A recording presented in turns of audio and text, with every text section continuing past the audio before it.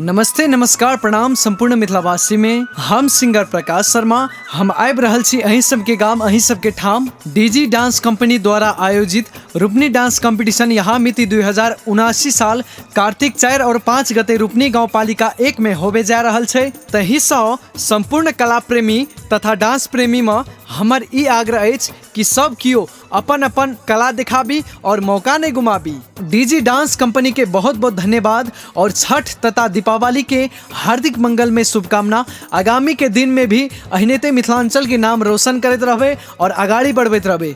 प्रतियोगिता में भाग ले के लेल स्क्रीन पर दियल गेल नंबर पर जल्दी से जल्दी संपर्क करूँ, अपने सब सीट बुक करूँ। हमू आवे छी अहूँ सब आबू और प्रतियोगिता के उमंग बढ़ाओ। जय माता दी, हर हर महादेव, लव यू। मोदा मिथिला जे काने कोनो देसियो, मोदा मिथिला जे काने